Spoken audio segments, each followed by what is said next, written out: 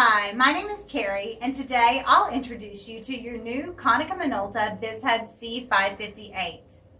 We'll talk about the basic copying, scanning, faxing, and printing features, as well as the access points and how to load supplies. So let's start with the document feeder. When using the document feeder, be sure to place your originals face up and keep the area with the sensors clear of any additional paper. When you're using the document feeder, be sure that you remove any staples or post-it notes from the originals.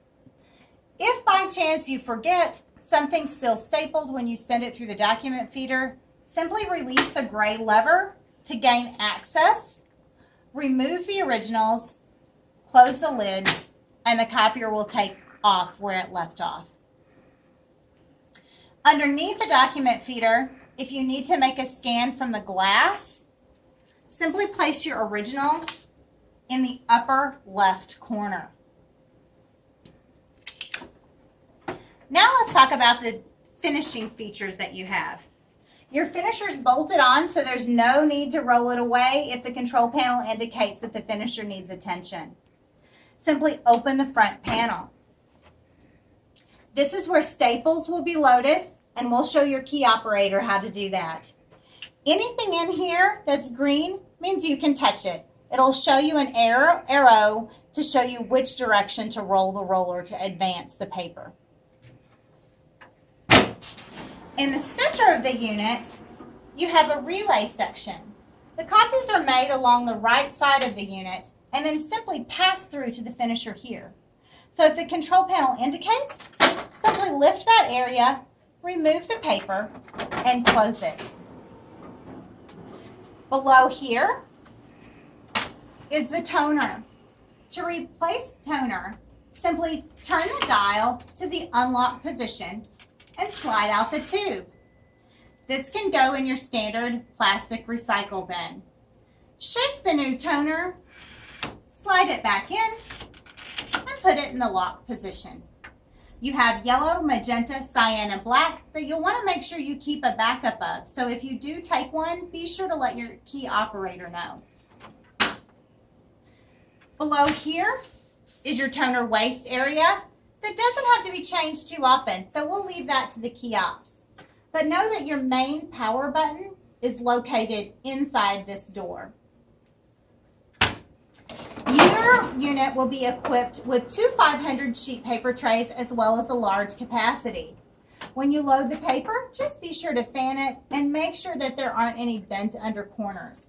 You'll also want to make sure that the guides are tight on every side of the paper, and those can be adjusted simply by pressing and sliding. You'll also have a large capacity drawer on yours that will hold 5 reams of paper, and it'll be down where these 2 drawers are. You'll simply pull that drawer open, and when you stack paper in, you're going to stack it all the way to the left and the other side all the way to the right. Watch for an orange indicator in the back that should move freely between the stacks. On this side of the unit, you have your bypass tray, which is often used to run heavy stock, labels, special stock, or colored paper that you just don't want to load in a drawer. So you can load that in here and slide the guides to fit. When the machine indicates that it needs you to clear the paper path, it'll ask you to open this access door. I simply press the gray lever and the door will swing open. I have another access point here, and this animated guide will step you through what to do. Then I simply close the door. You also have an extra drawer because of your large capacity. So I may need to check that gray lever there and look inside that section. So that's a tour of the copier. Now let's look at how to use the features. It's very simple to use this control panel.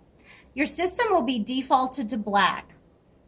And because you have codes for color, when you want to make a color copy, you'll need to press the access button. Press the keyboard and enter your 5-digit code. Press OK. Now we're logged in and have full access to use color. When you are copying color, always use the auto color button. This can differentiate the difference in black and white and colored originals in the same stack and charge accordingly. Where if you use the full color button, it'll charge even black documents as color. In your quality column here, you'll also see that you can lighten and darken your originals. You can select a specific paper tray if you want to override the automatic paper tray selection. And you can also reduce and enlarge simply by selecting the reduction and enlargement ratio. The next step that you have is single-sided to double-sided. So if my originals are single-sided and I want to save paper and print that on the front and back side, I simply press single-sided originals to double-sided copies. If my originals are already double-sided and I need a two-sided copy, I press two-sided to two-sided. Your finisher will also allow you to staple documents. So to staple, I'm just going to quickly tap the staple button and it'll be ready to go. That's the simple copying directions. Now, if you need to fax or scan a document, you're simply going to go to the fax and scan mode. Here, you can select your name from the Favorites tab or from the alphabetical directory. And you can select yourself or multiple locations at the same time. If you need to change a setting for your original, that's all done in the ribbon below. So if my originals are two-sided and I'm going to fax or scan them, I simply touch single-sided, set it to two-sided. I can change the quality. I can change it back to black and white scanning if I choose. I can even change the file type, which compact PDF is going to be what you use most commonly today. But under the file type, you can change something to JPEG if it's a photo that you want to be able to crop or edit. You can also name the file. As you can see, the file will come through as a generic date and timestamp document if you don't change it. I can press the keypad here, press the clear key, and type in my own name if I want to. To fax a document, I'm going to press the 10 keypad. Here, I'll dial my number and simply press the start key. Now, let's talk about printing.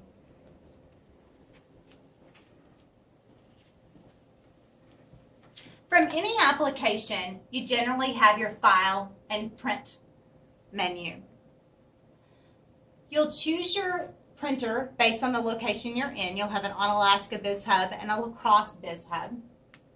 Beside that, I'll have a button called Properties or Printing Preferences or Printer Properties. When I press that, that'll bring up all of my options. This first tab is customizable to the settings that you use the most. You can customize that tab in the Edit My Tab field. But let's talk about the basic settings today. Here, under the Basic tab, I have my standard settings, Portrait and Landscape, my original size, if I want to choose a specific paper tray, like maybe I want to print to that colored paper in the bypass tray. Authentication account track does apply at Gerrard Hoeschler. That's where we need a code for printing color. So when you press the authentication account track, you're going to want to make sure that you have your code defaulted in here. We'll help you with that when we set up your computer.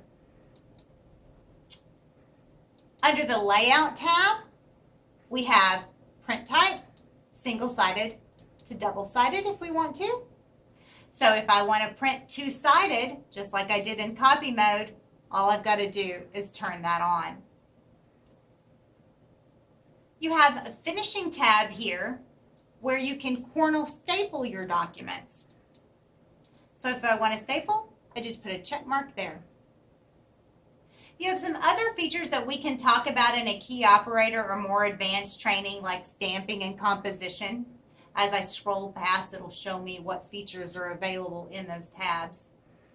Then last but not least, I have my quality tab, and this is where I can switch from your grayscale default to automatic color.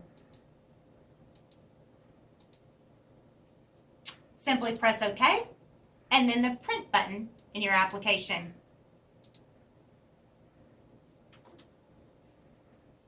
So that's it. We've covered the basic scanning, faxing, printing functions of your Konica Minolta bizhub, as well as the access points and how to load supplies.